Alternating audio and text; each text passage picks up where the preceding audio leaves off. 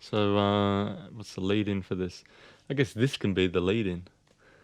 Yeah, it could be the It lead. doesn't It's not very, not very sort of grand. No, Very subtle. Yeah, it's very understated. Understated. Yeah, that's what it Because is. I don't even know if we have an intro song for this show. No intro song. No intro song. We just get straight into it. Yeah, no content, no material, no camera, No point. no point. It's just crazy. So if you do a podcast and it's popular, it's great. But if you do a podcast and no one's listening, that's a mental illness. Yeah, You're it's just just talking it's just you're talking into the abyss. into the abyss. Speaking of the abyss, Yes. I wonder when this corona's going to finish. It's another week now that we're into it from the last time we had a chat. Yeah, look, I'm getting used to it though. Yeah. I'm getting used to driving over the Harbour Bridge and getting through in less than half an hour. That's the way it would have been back in... Back in the old days, Yeah. before the bridge was built. Yeah. Yeah, you can get across real quick. No, it's look, I think it's one of those weird things. Once in every 100 years, this happens, and we're experiencing it. And my neighbour was saying to me, we're privileged to have experienced this. And I said, fuck off. In my head, because he was a big guy. I was too scared. And what was his point? Did His he point is back that up? that this is an experience, that Everything is an experience. everything's an Yeah. experience. So what? You should talk to him. We should be feeling privileged consistently. No, it's just like, very few generations have got to experience a pandemic. And Right. so I haven't experienced having my arm severed Yeah. with a circular saw. You're very privileged. Well, I haven't had it done, but other people have. But they're And very they privileged. don't speak Going by highly. his training of logic, they're very privileged. That's right. So no matter what happens, you're Yes, privileged. He's one of those eternal optimists. Right. Those eternal optimists always end up committing suicide. Mm. These people who just say, "I love life. Life's grand, isn't it?" You go, what happened to Mick? Fuck, he hung himself. Mm. Who would have thought? Yeah.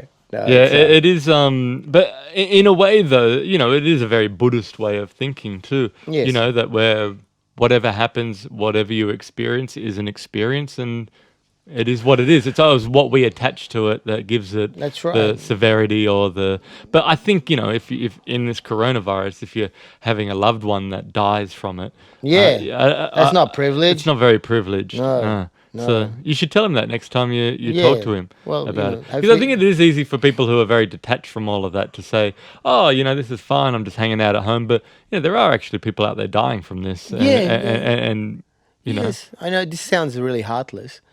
I know what you're going to say, but What? anyway, so Go on, you say it. you're going to say it doesn't really matter if you live or die. Just people. It happens to everyone, so it's not that big of a thing. Like I don't care if I live or die because who am I to say what's better or what's not better? It's just something that I'm doing it in my voice. But Oh yeah. No, I can didn't- see you doing it in your voice. yeah. Yeah. No, that's not what I was going to say. It wasn't? No. Really? What were you going to say? Yeah, pretty much what you Yeah, said. okay. Yeah. No, there's a great Confucian wisdom that says, accept what you cannot change, Yeah. and if you can't change it, you have to accept it. Otherwise, it's futile. But if you can change it, Oh, if you can change it, yeah. Then If change you got it. a solution if you found the vaccine, yeah. fucking out with it. But there's a solution that one can do under these circumstances is, self-isolate, not help spread, because Don't spread a lot of people go, no, I don't want to stay home. I want to get out there. I they're wanna get-" idiots. And it's like, it's not about you. That's right. That's what it's about No. everyone else. But that's the thing with Western society.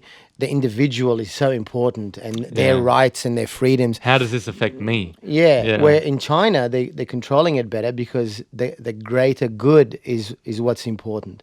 It's the community, the good of the masses, the majority. That's what's powerful. Yeah, it's interesting you say that because I was just watching. You got Netflix, right? Yeah. There's a new documentary, a really good documentary on the Chicago Bulls that just came out called The Last Dance. The final year of the Chicago Bulls as the ultimate team of Scottie Pippen and basically Scottie Pippen got screwed over, or he kind of got screwed over. He committed to a contract Yeah. that was basically, he was listed at the time in the 90s, the number 2 player, important player underneath Michael Jordan. Oh, yeah. Yet he was 120th on the payroll of how much, How of, did that of the happen? money. Because he committed to a long-term contract rather than doing it year to year. So Jordan's making like 260 million, and he made like 18 million over 7 years or something to that effect. So basically, he was very resentful.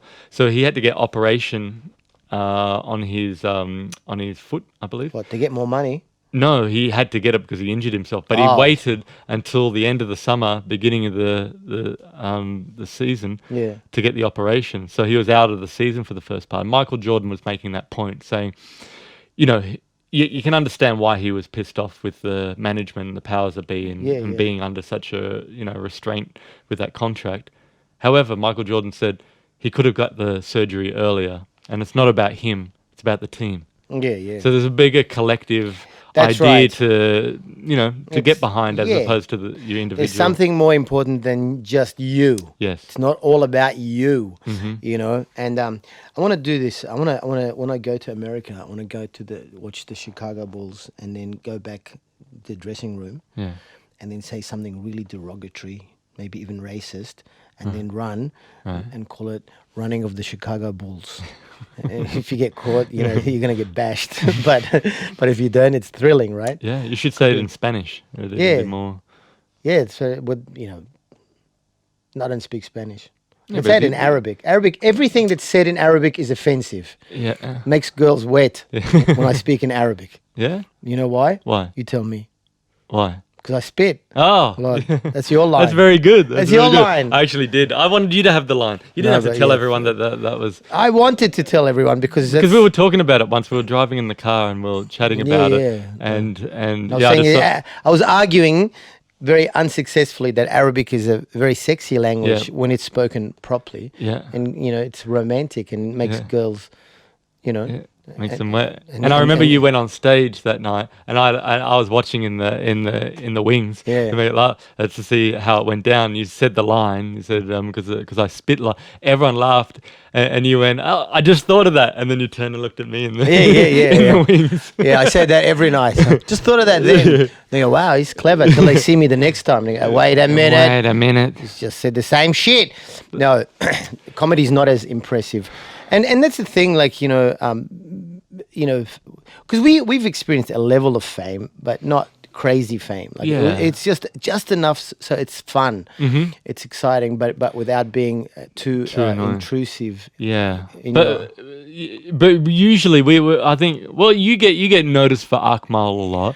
No, I get noticed. But you also get noticed for as many different people. Where I consistently get noticed as different people. Yes. But I've been with you when people have come up to you, though, just with the most random... Yeah. And I never, denied what they offer because that time we were in WA and we're walking along at night and the person goes, "Aj Barker," and you're like, "Hey," and they're like, "Yeah, it's Aj Barker." Are you Aj? Yeah, I am. Yeah. You always agree. You always agree. It's like an improv game. You're a yes. You always. I never block. No. And it makes them feel stupid when I say no. I'm not. This guy that when we went to Byron Bay and this guy comes up, he's a little bit out of it, possibly Byron Bay. Didn't stand out. And he comes up, he goes, "Mate, I know you. Are you that bloke Zim Zam?" I said, "Yes." "Oh, I knew it. Hey," and he turns to his friends, "It's fucking Zim Zam from the TV." Who's Zim Zam? I have no idea. And I never deny anything. Like people, I always thought I had a very distinctive head that's unmistakable, but apparently not.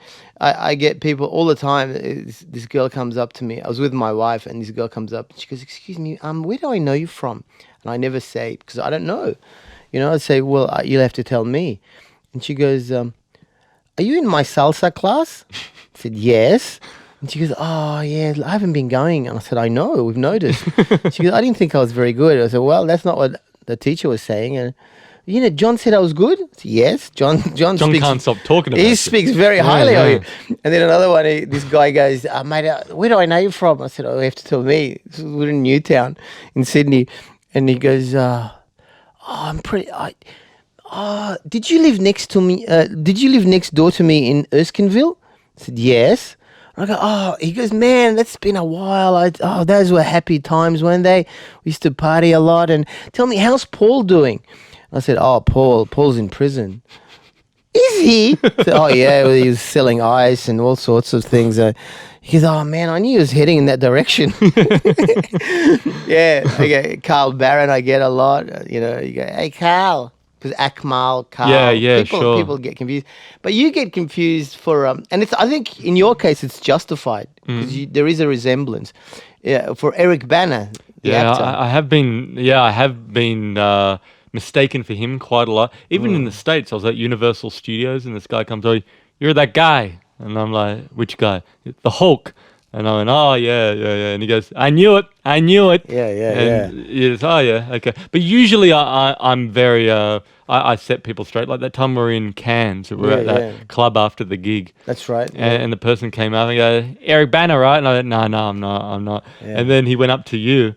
And he said, that's Eric Bana, right? I said, yeah, he just doesn't like to admit it because, he gets crowded and, he likes his personal space. But he'd love for you to just sit and chat with him. Yeah. Just now, he's quite lonely, actually. Yeah, I know. And he came back over again and then I'm like, oh, God. Yeah. He's asked me all these questions about movies and stuff. And Yeah. No. I had... and I had, actually, there's a bit that I do in my show about it. The lady that ran up to me and thought I was Eric Bana and wanted a photo with me. Yeah. And then mid-photo, she goes, I just loved you in Wolverine. Yeah, so she's mistaken Eric Bana for Hugh Jackman. Yeah. People are stupid. But and it's interesting, because Jamoan used to have, Eric Bana used to open for Jamoan. Yeah, I remember. On tour. And then Jamoan decided that he wanted someone funny. And then he got me. So that's when Akmal stepped in. I came in. Yeah. I said, I'm Jamoan. Because years ago, Jamoan and I were doing this TV show, The Full Brazilian, on SBS. Yeah. And he would have different guests on the panel to interview as part of the World Cup soccer. I remember the show. Yeah. And I did it a couple of times. You did it too. Yeah. And one night, Jamoan and I were walking out, and Georgie, who was the talent booker on the show, came up to us and said, Jamoan, you know Eric Bana. Why don't you give him a call, bring him on the show? And Jamoan's like, I can't remember. It was so long ago. Like, I don't even have his number anymore. And she went, well, that's a shame because we've been calling his agents and asking for him and they haven't been getting back to us. And Jamoan said, well, I don't have his number anymore anyway. The next morning, I wake up, I put my washing on, I go downstairs to the cafe, the cafe below me. Yeah. And I walk in, I open the door, Eric Bana's sitting there. Wow. You weren't looking in the mirror? No, I'm walking in there and he's sitting with his family at a table.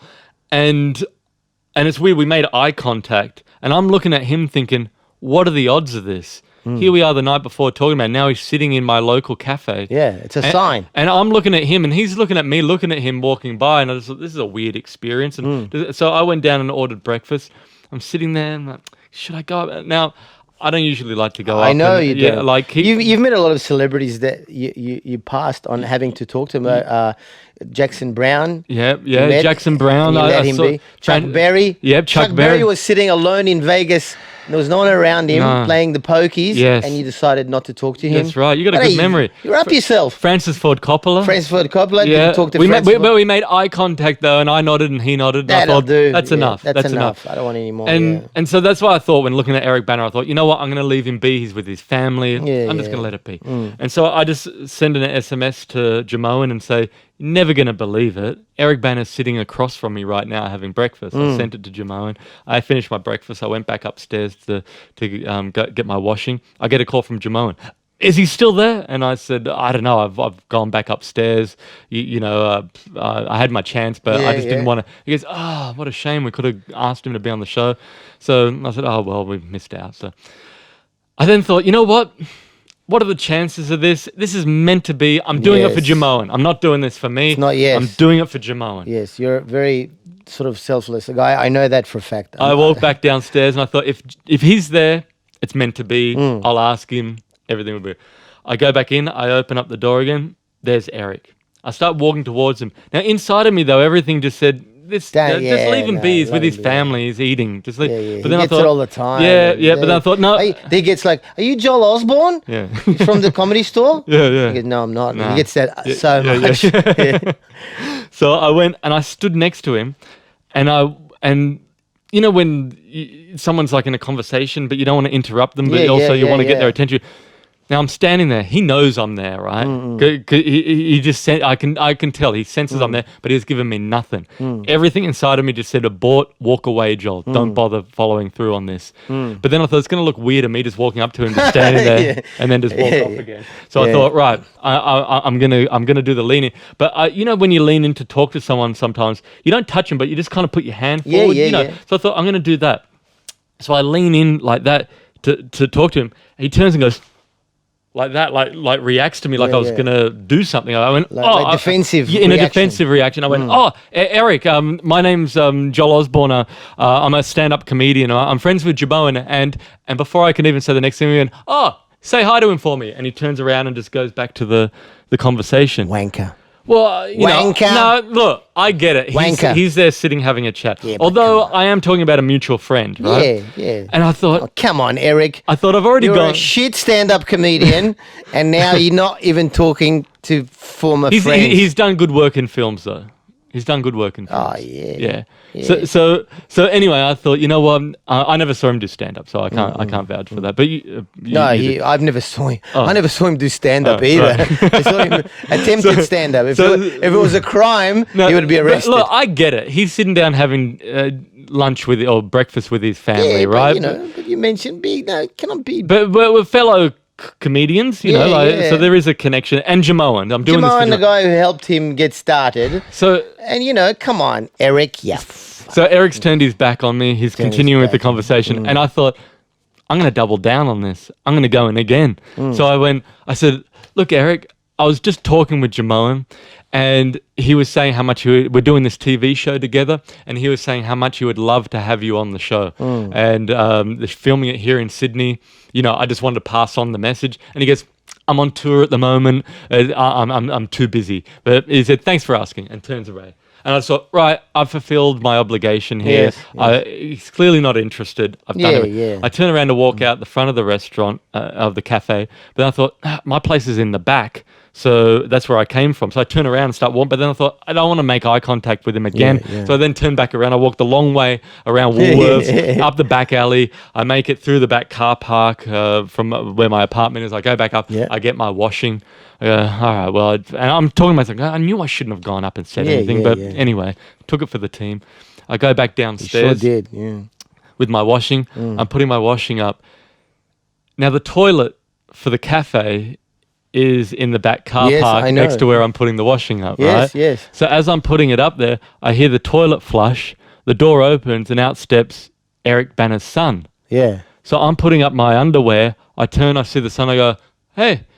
And then I turn and look, and I see Eric's been standing there the whole time in the little car park. Yeah. We make eye contact, and I went to go, hi, like we had this interaction. He just quickly pulls out his phone, turns around, and walks off. But you're putting your washing up, so you clearly lived there, unless you're wanting. He must have thought I was like the most elaborate stalker. Yeah, I don't know. I don't know about him. No? I think people who act like that generally. But he must have a lot of people coming up to him, though, right? Fuck him. So what? A lot of people come up to you. I saw him at the in Canberra at the private bin. Oh yeah. Just get up and give a speech for about 40 minutes. Yeah. And then he got off. No one listened. Oh really? No. Was that the we did that venue Yeah. years later. I mean, it's a tough gig. Yeah. But it's not too bad if you're a funny person. Yeah. And he just clearly was not. And I resent him being rude. I don't like rudeness. No, look. This is more about you. You're very understanding. But this is more about you defending my situation here, rather than a personal attack. Or personal view on him. No. I don't like arrogance or people. Right. I mean, I'm sure you'll agree with me on this. Yeah. All the celebrities we've met, and we've met some bigger celebrities than Eric Bana, right? Yeah, and he's hotted up car, and look at me, good on you, champ. and they've all the most talented people that we really admire have always been the most down to earth. Am I right? Yes. Yeah. So for him to be disrespectful, but he was he had finished his meal by then, but he was sitting there with his family. But you can easily have that response and make the person who is talking to you not feel so bad or belittled. That's what I don't like that about. The Gus. What's his name? Oh yeah. My dad. I mean, this is an example. Yeah, we're back in the 70s. A work colleague of my dad's, a guy called Gus Cohen. Gus Cohen. Yes, Gus Cohen. Oh, he was on a flight to Cairns. Yeah. And he gets on. He walks past business class and he looks down and he sees Lee Marvin sitting there. Lee Marvin, the Hollywood actor, Academy Award-winning actor. Oh yeah, better than Eric Bana. Opposite Brando. In The Wild One. Different level now. Paint your wagon. We're talking about real talent now. So he sees Lee Marvin reading his book, and Gus Cohen walks past. He's like, "My God, it's Lee Marvin, childhood hero of mine." Yeah. And Gus sits down and goes, "Gosh, this is I should just go up and just say hello to him, tell him how much I love his work, leave it at that." Yeah. But he thought, he's reading the book. I should leave him be. But then he thought, you know what? He's going to love to hear a fan just pass on a word of appreciation. Yes. So what could go wrong? What could go wrong? Now, keep in mind, Lee Marvin is a badass in films, right? He has that, but reputation. But that's film, right? He's acting. It's not real. Is it exactly? Some people have got to be reminded. Yes. You're not a war hero. You're a fucking actor. Yes, exactly. Read the lines. Go home at the end of the day. Shut the fuck up. He's sitting there reading his book. Yeah. Gus Cohen leans forward, walks up to him, leans forward, puts his hand out, and he goes, "Mr. Marvin, my name's Gus Cohen, and I just wanted to..." And Lee Marvin looks up from his book at Gus and goes, "Gus Cohen sucks cock," and then goes back to his book. Wow. Leaving, and Gus is... "Thank you," and just walks back to his seat. Obviously, a very eloquent man. Yes, he must read a lot of poetry. But see, the thing is, that story, I'm now telling 30, yeah, that's right. 30, 40, 50 years later, right? Yeah. Now, if he had just gone, "Gus, pleasure to meet you." That's all he had to do. But that's not a big deal. Okay, however, we wouldn't be telling this story now. Oh yeah, we'd have to fill this podcast with some other bullshit. In my mind, that's a better story. Him telling Gus Cohen that he sucks cock is a better story than him going, "Gus." And if I know Gus Cohen, he was a big cocksucker from way back. That's all he did was suck cock. In a way, for me, that's a better that scenario. Although as painful as it was for Gus, it's a better story. Poor Gus. So maybe if Eric Bana had said to me, "Hey, I'd love to come on the show," I don't know why he's got an American accent. He's still got an American accent, probably from a role he did. If it's a role he did, it probably wasn't a good accent. So if he had said that, well, then he would have come on the show. Him and Jamon could have reunited, and the ratings of the show could have gone up. But that's the thing. But it didn't happen. People who lack talent have to be rude to make up for their lack of talent. You see, that's why we're always pleasant with people. I like this vendetta that you've done. No. Against Bana. Eric Bana. Yeah, take the banner down. take down the banner. Yeah. Now you have had some interesting encounters. Yeah. But you've actually you're always the opposite though, Sally. Yes. You have these opportunities. Opportunities with notable people that come forward to you wanting to offer something of worth. And you, in your way, have somehow turned them down. Look, I must have seemed rude myself to... this is Richard Branson we're talking about. I had an incident with Richard Branson. It was unintentional. He was, as we've said in previous podcasts, I supported Jamon, opened for him for about 10 years. And one night we were doing the Enmore Theatre. Full house, Enmore Theatre, and Richard Branson was in the audience. I didn't know Richard Branson was in the audience, and he had an entourage of 20 ladies, very nice looking ladies, nice, smell nice, very nice. Oops, that sounded creepy. But they were beautiful young women that just surrounded him. He was like the king. It was like an entourage. He was like the sultan. Do you think they were like hostesses? Like They were. They're all virgin people, yeah. and they just like to party and young and I didn't know he was in the audience. And we finished the show, and I was tired, and the guy, is a friend of mine, Marcus, was backstage and he rolled a big joint. And look, if you're anti-drugs and you're listening to this, I had a drink, whiskey, but it was really a joint, a big one, and you know, back then I didn't smoke that regularly, so just a few puffs would knock me out, and I'm stoned off my face. Me and Marcus were talking, and yeah, it was a good night, yeah, pretty good night. I've got to go to bed now. I'm just gotta, you know, I'm just ready for bed. It was a long day, and in comes Richard Branson with the ladies, and they had this music blaring. He ordered these people to come in and put ice buckets and champagne in bottles and ice buckets. Backstage at the Enmore Theatre. Yeah, backstage. There's like a row of this instant party, basically. Right. And they got this stereo suddenly, and they turned it on. They bring in their own stereo to play? Well, I don't know where it came from. It might have come from the Enmore people or whatever, but suddenly there was a party. Instant. You know, everyone's dancing. Yeah. Suddenly, the party's arrived. And I'm really off my face. I'm ready for bed. And Richard Branson comes up to me. And I'm looking, as he's approaching me, I'm going, that looks like Richard Branson. But, you know, what would you be doing, Richard Branson? What are you doing here? You know, as if. And then he comes up to me and he goes, mate, that was really great. I really enjoyed that. And he says, listen, He said, and I know this now because my friend Gary Eck was right next to me. Right. Because I couldn't hear, the music was loud, I was stoned. And he says, listen, I want to ask you, are you interested in doing work for Virgin Airlines? And that's like, you know, that's not an offer that comes very often. Yeah, sure. But I misheard him. I thought he said, have you ever worked for Virgin? So he says to me, are you interested in doing some work for Virgin? I said, no, never. Never. I actually said never. And he goes, oh, okay. So he looks a bit sort of taken aback, and he says, do you have a DVD or something you can send me? I really enjoyed your act. Right. I said, oh no, not at the moment. This was years ago. And he said, look, I'm gonna write my address and phone number on this napkin.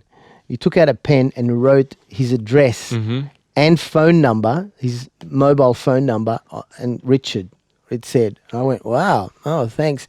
And anyway, he walks off. He goes, make sure you send it to me when you do. I really enjoyed your act.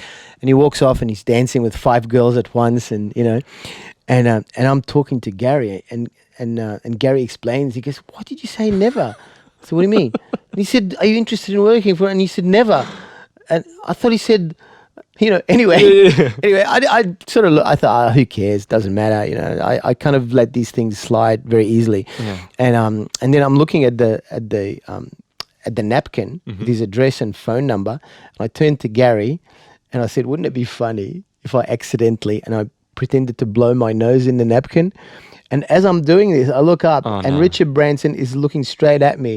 I'm blowing my nose in his address and he just, you know, just his head just went down.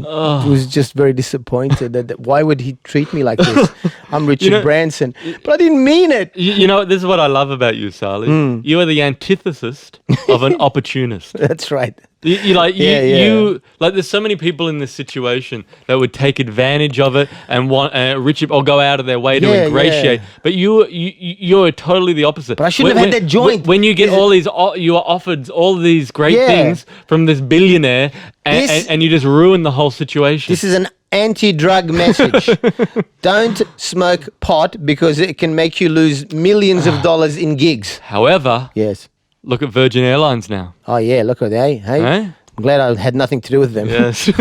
Yeah, boy, that was close, huh? Wow. No, it's just unfortunate. I told that story to someone, and they said it's like your ship had come in, and you completely missed the ship and fell into the water. It's exactly what it felt like. But it's celebrity. The world of celebrities. Yeah, they're interesting. But yeah, you're right. A lot of them, though, I just figure if for people that I admire, that I see, I usually like to leave them be. Yeah. That's one thing that I think, because I've only got something to gain out of it, of going up and going, hey, I met. No, not really. You don't even have anything to gain. You've just met them. It means nothing to them. No, but no, that's what I'm saying. For them, it's an inconvenience, really. Yeah, but I think there's a certain age that you get to, though, where that happens. Like when I was younger, I you know, Billy Joel was the first concert I ever saw when I was a kid. Billy, and I was Uptown Girl. Yeah. Don't you know I'm going with an uptown? Oh, yeah, that's great stuff. Yeah. Man. Yeah, yeah. So he's got other stuff. Oh, and that's what I remember. And when I was a kid, my dad took me to see us as a family when we were still together. Yeah. As at the entertainment center. It was the first time I'd ever been at the entertainment center, surrounded by, you know, over 10,000 people like that. Yeah. And we had 4th row tickets, and I was just blown away. Like, Billy Joel put on an amazing concert. And then years later, I found I was young. That was like mid-'80s. Yeah, yeah. And a few years later, he was back on tour, and I found out that he was staying at the Park Hyatt in the city. Mm-hmm. And I said to Mum, can I go into the city? And she said, why? I said, I'm going to go meet Billy Joel. Then, all right, but maybe... Okay, you play nice. Yeah. Share your toys with him. But make sure you're home for tea. Yeah. Right, so I got the bus, took myself into the city, walked down to Circular Quay, walked around to where the Park Hyatt is, and it was Australia Day, actually. Yeah. And I remember across there's a little park area there, and across was across Harbour Bridge on one side and the Opera House on the other. Yes. And I've always liked the Opera House. It's an impressive sight. I thought, you know what? How could you hate the Opera House? Exactly. What has it done to you? And I thought, before I wait outside the hotel for him, I'm going to go over, take in the view. I walk over there, and I'm there. I'm looking out across the harbour. Yes. I then turn. There's a guy standing next to me. No way. Ray-Ban sunnies, New York Yankees cap, Billy. And I turned to him and I went, Billy. And he turned to me and goes, yeah. And I said, oh. And I had a piece of paper and a pen with me. I said, could I please get your autograph? But my heart was racing. I was like, oh my God. And it's weird. Because that's unexpected. Yeah. So I was caught off guard. I didn't know what to say. And I just asked for his autograph. And then I noticed walking towards us the most beautiful woman, long, tall, blonde hair. Yeah. His wife, Christy Brinkley. Oh yeah. And with the daughter, and the daughter had an ice cream. Now the daughter dropped the ice cream, and she went, and Christy went, and all these people started like coming over to help. Yeah. And he noticed that, and he just went, I gotta go, and he took off. And I went, I didn't really get an opportunity. Yeah, she did that. That little girl did it on purpose. Just to ruin my... Vindictive little shit. But I looked down, and I was holding on to Billy Joel's autograph, and I've still got that. So he signed it. Yeah, I've got his autograph, and I found it. It was in my cupboard earlier this week. I've never heard that story before. Yeah, That's amazing. And I was holding on to Billy's autograph. So that was that was a good enough encounter for me. I just had a quick little moment, and it made my day. And I framed that autograph. Yeah. But do you think he remembers that moment? And I'm sure he does. He probably retells it time when I was in Australia. What would have been great if I'd gone Billy and he'd gone Joel. Yeah, Joel. That would have been. I've heard a lot about you. Yeah. But I went and saw him in a big dream of mine was to see him in Madison. I've seen him a lot. I've seen him 8 times. You like Billy Joel. Yeah. I get that much to the dismay of certain friends of mine. Yes. Yes, I know. Yes, I know. Yes. The amazing Jonathan holds disdain for Billy Joel. Yeah. But I Who cares? Who cares? But I always wanted to see Billy on his home turf at Madison Square Garden. Yeah. And I went in January 2018. I went to New York on the one night. The night before, I went with a very good friend of mine, Vince, in New York, and we went and saw Bruce Springsteen. Wow. On Broadway, just him by himself with a guitar and a grand piano, just telling stories of his life. Yeah, and you couldn't get tickets for it, right? No one could get tickets. No. And no one. Well, certain people, but I couldn't. Oh yeah. My mate Vince, he's a New Yorker. He's set up. He knows people in New York. Couldn't get tickets. There was a lottery that you had to go into in order to even get tickets. And one night I was talking to our manager Artie after a gig, and I was telling him I'm going to New York. I'm going to do everything I can to get tickets to see Bruce Springsteen. Yeah. And I told him about the whole me trying to get tickets and everything. And Artie's a great guy. And Artie said, let me see what I can do about that.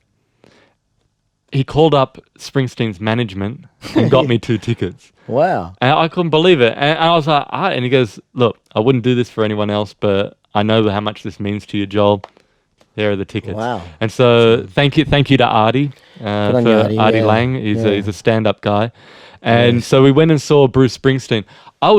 that was incredible. There was so many moments I was on the edge of my seat, holding my breath. Just So you didn't pay for a full seat. Hey, you with me? Come on. You couldn't get out. It was very full. You're good. You're good. You're good. No. And that was a phenomenal concert. And then the next night, I saw Billy Joel on his home turf, Madison Square Garden. Packed, sold out. But you've always had a knack for getting those seats as well. Like, you know, was it a concert we went? It was sold out completely. And not only did you manage to get tickets, but you got like... I got the best tickets. The house tickets. The house seats. Bob Dylan State Theatre. What is your... How did you do that? I called in a favor. Called in a favor. What, are you in the mafia? But you know, I know people. Yeah. And so, but that concert, that was Dylan, the best I've ever seen. Yeah, that was great. That was phenomenal. But it was completely, no one could get tickets in the country anywhere. No. And not only did we get seats, but we got third from the front. It was phenomenal. In the middle. Yeah. You can see his sweat. Yep.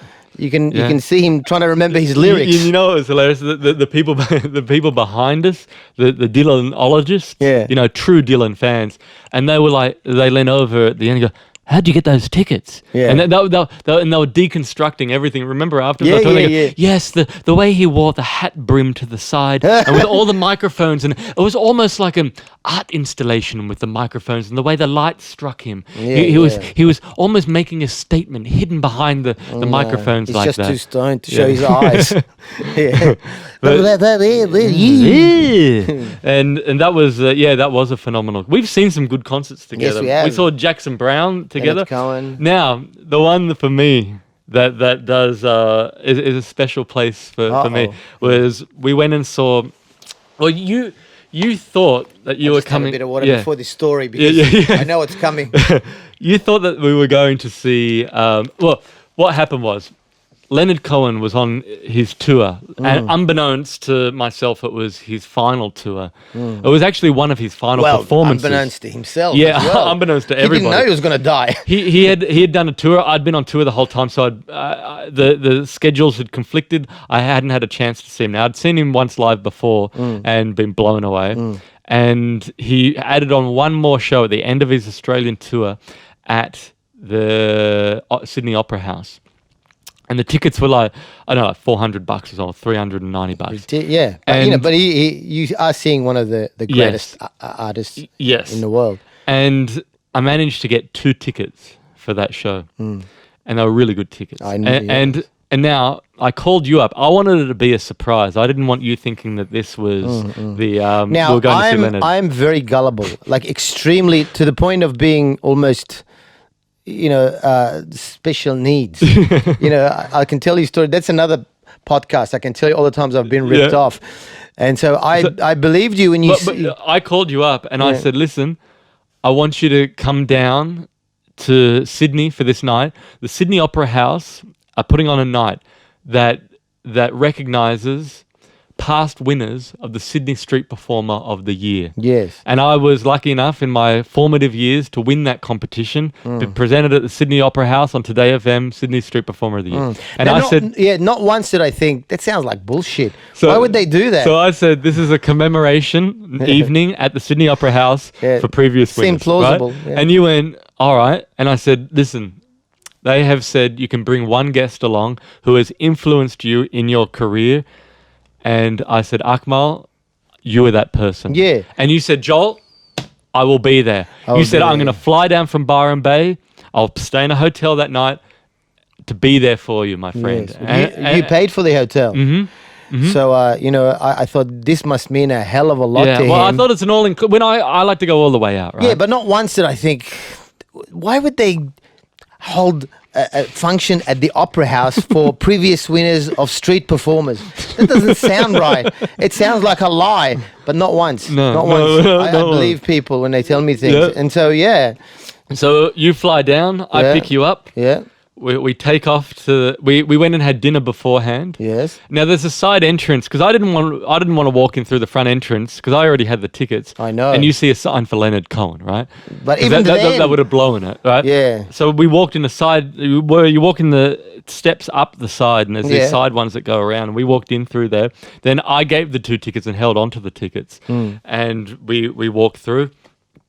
And as we were And I'm walking, thinking of this. Oh, this is going to be a boring night. yeah.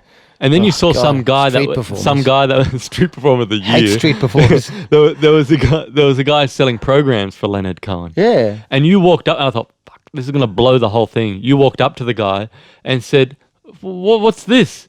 I said, is Leonard Cohen on tonight? No, you said, why are you selling Leonard Cohen programs? Why are you selling? Yeah. And he what said, a silly thing to do. And he said, because he's performing. And you went, is Leonard Cohen on tonight? And the guy's like, yeah. Yeah. As if that's the only reason you would be here, right? Yeah, what else? Still, it didn't dawn on me. No, because there are other venues. There are other venues. There are like 7 other venues. There are other venues. Oh, well, we missed out on Leonard Cohen. Now I've got to go to this bloody thing. I have to sit through the fucking street performer of the year. And we went in and took our seats. And even then... You didn't even get it. And then sitting next to you was Tim Friedman from the Whitlams. And I thought Tim Friedman must have juggled in the past year or eaten fire or something. But he said that someone had died and he had acquired the tickets. And you said to him, that makes you the prime suspect. Did I? Yeah. I don't remember that. And he's got a good sense of humor. He laughed at that too. Yeah. But then other people came up and said, you're in our seats. And then he had to move to some other crappy seats. Yeah, he got and we had like prime seats. So we're sitting there. I'm thinking, but this is in the big venue. Yeah, this is in the big venue. I'm thinking 3,500 people are here to hear the street to commemorate street performers of the year. This must be, this they is a must big take event. it seriously. So the lights go down. Yeah. Lights go down. The band comes out. Out walks Leonard Cohen. You, Akmal, lean into me and go, did Leonard Cohen win Street Performer of the Year? No, I didn't. Did I? Yes. No. You did. I laughed so hard. But I was joking. I must have been. Can't be that stupid. I must have been. No, you were joking. I must have been. You were joking. But honestly, that was it went from potentially being the most boring night of my life to the most exhilarating. He did over 3 hours. And he was an old man, But he was given it. He was given everything in that concert. He was 81? Yeah, he was in his 80s by that point. He was in his 80s, and he just basically...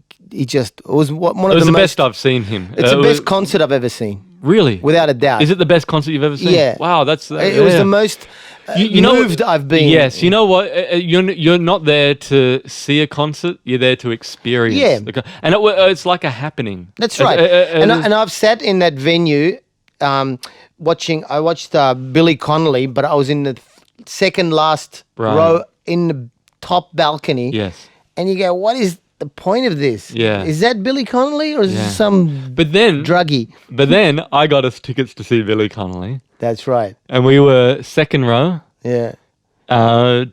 Just over to the side a bit. Yes. And we went and saw him. And he was doing a joke about someone dying in the audience. This woman died. When he was playing with Jerry Rafferty, when he was in a folk band, he was in a nursing home, and the woman died. And the whole joke was about him going over to Jerry Rafferty and going, this woman's died, in the audience. So he's telling that. Now, there's another, later on in the concert, a lady got up to go to the toilet. Yeah, in the front row. Yeah, and she's trying to get by to get out, and she went by, and she was gone for a while, and he mentioned something to her as she was walking out, so he did some joke, and then later on he's doing the joke, and then he just stopped and he goes, that lady's been gone a long time. And he started talking about that, but he was like, leading. So where is she? What's happened to her? And she was, and he kept on talking about it, but he was getting to that point. And now, as comedians, you recognize when you're going on a riff, but you have no out, and you're going, I need an out from this. Yeah. And he was going, and you could see he stopped for a moment, and he had nothing. And you just said to him, and well, you didn't he said, no, what's happened to her? What's happened to her? And you didn't shout out loud. You just said it loud enough for him to hear, though. Yeah. And you just went, she's died. Yeah. And he just barreled over laughing. And then he said it. And then he said, and he went, she's died. Yeah. And the whole place just erupted. Yeah. And then and I thought you saved him in that point. Oh, man. But then at the end of the concert, he was taking his bow, and you and I gave him a standing ovation, and he looked at you and winked and went like that. Before and walking when you were saying you met... who was it? Francis Ford Coppola. Yeah. and you didn't talk to him, No. but you just had an I eye had a contact. nod and he had a nod. And that was it for me. It was the same with Billy Connolly. That's all I wanted, to just have some kind of contact and go. And it was a lovely moment. It was a good But moment. it was like from one comedian to another. Yeah, you know? It was- yeah. But you can't do that from the second row back. You know the. Imagine that. You'd have to use a megaphone.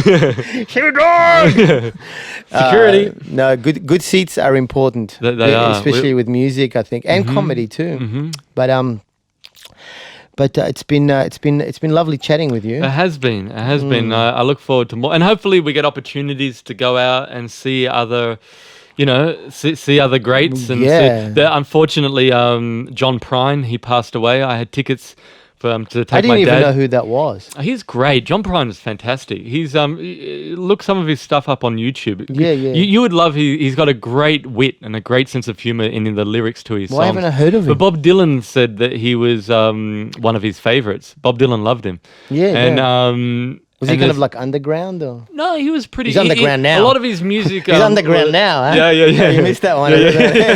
That's good. Yeah. But he had like "Angel from Montgomery." That was his song. That was covered by a lot of people. No, I don't know it. Missed that. You got to look. I think you would like John Prine.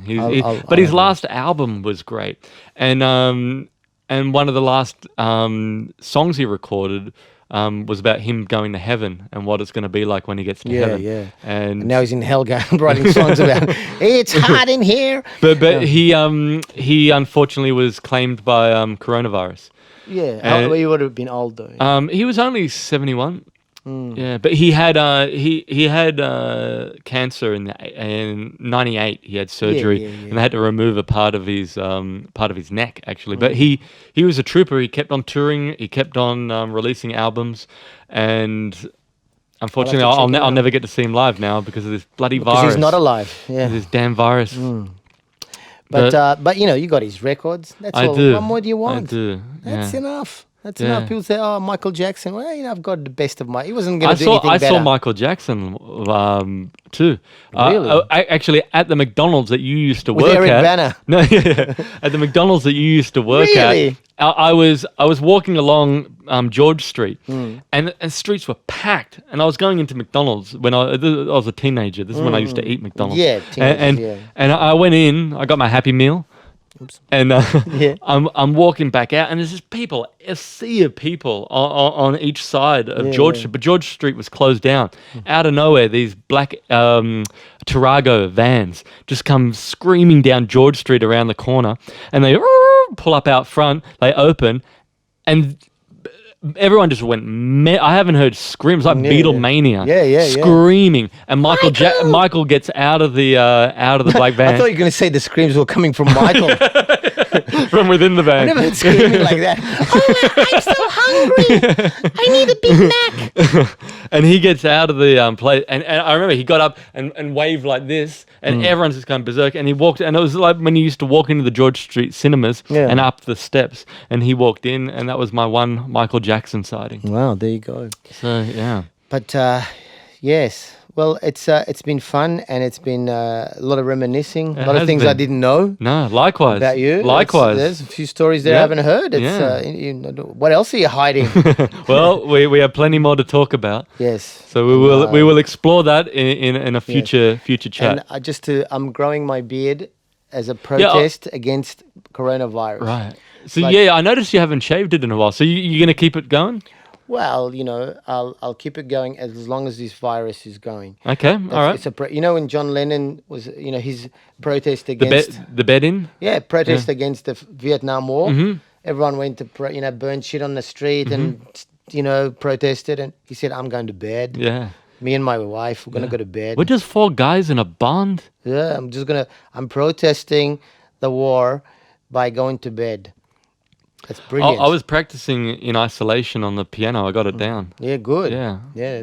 He was a man, but he was, I'm protesting. I'm protesting the Iraqi war by putting my head in the toilet for a week. Well, you know what I love about I love about John Lennon. There was an interview once when the lady was saying to him, "You look so stupid doing this." Yeah. I think she might have been from the New No, it was Yorker. in Imagine. It was in the documentary Imagine. Okay, and she was saying, you're doing these bed-ins, you're in a bag, you're doing all this stuff. You go, don't you realize how foolish you look? And his point was, this isn't about me. This is bigger than me. This is a bigger cause than me. Yeah. And I thought, I like that. I remember seeing that when I was a kid and that resonating with me. And so once again, that's the point that we're proving here. This is bigger than us. The coronavirus is bigger than us, and the effects of it are bigger than us. Most people are bigger than me. Yeah. So we as individuals should play our part for the bigger, for the bigger idea here. There's never been a time where the idea that we are all one planet is so blatant and blatant, is that the right word? It's a blatant point that's been made by this coronavirus to let us know that we are all one. We're all in this together. We're all in this together. That's right. And it's a petri dish. Just want a bit of a petri dish. Yeah. What is petri? Yeah. It's a science experiment. It's served on a dish. I know. Yes. We're gonna have to cut a fair bit of that out. No, I think we wrap it up now. How long has it been? It's fine. This has been good. I think there's no need to mess with this. Really? This has been a good chat, Sally. All right. Well, I think we leave it at this. I don't share your confidence, but I do. I'd like to believe that you're correct. Well, because it would mean a lot less work. Yes. And I hate work. Yes. You know how much What do you mean? You don't do any work on these podcasts. That's because I hate work. This is where your work finishes and ends. Yeah. Well, I drive back to Canberra. You do actually? No, you do a lot of work. I take that back. I take it back. No. I look. You take a long drive up here to do this. You know, when people ask me to do stuff and like come and do this or that, I was like, no, I got into comedy to avoid work. Not to do work. I hate work. Yes. And it's not. It's So well, next week, Sally, we'll have another chat. Well, I'm wishing you all the best with this week. I look forward to hearing what happens to you during this week. Probably a lot of bedtime stories. Yes. I'm in bed a lot. I'm sleeping a lot. Good. 16 hours. Good. Sleep is so. What are you talking about? There's a book that my doctor prescribed to me, Dr. Mac. Yeah. And he said, read this book. And you slept after you read it? It's great. What it's fantastic. Put me to sleep. The Liberal Party policy annual. All right, Sally. Until next time. Thank you, Joel Osborne. Thank you, Mr. Sally.